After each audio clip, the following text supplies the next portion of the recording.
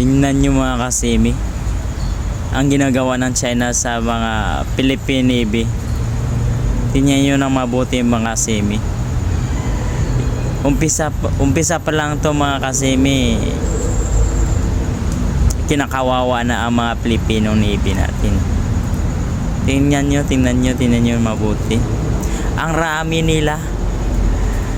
Kakayanin kaya ng Pilipinong pangdigma sa karagatan?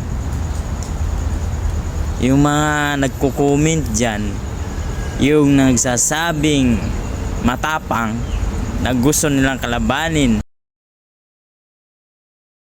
ang kapwa tao sa karagatan, na tayo ay makikipaglaban sa kanila. Sa tingin nyo ba kakayanin natin to? Kakaumpisa pa lang mga kasimi, kakaumpisa pa lang nila ng gulo. Tingnan nyo, meron na nga nasugatan dyan napuputulan ng kamay. Umpisa pa lang yan. Kayo nagsasabi na matapang, na makikipagira daw kuno. Sa tingin nyo ba kakaya natin yan? Mga mangguloy kayo mga pasaway din kayo Tingnan yung sitwasyon.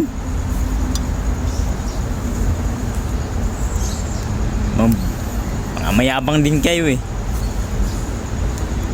Tayong mga Pilipino dapat hindi ganyan. Kasi kung labanan natin yung mga yan, wala tayong mapapala. Walang manalo. Puro tayo talo. Talo lang digma ang gira Talo lang. Kaya huwag kayo magsabi na makipagira tayo sa kanila. Kasi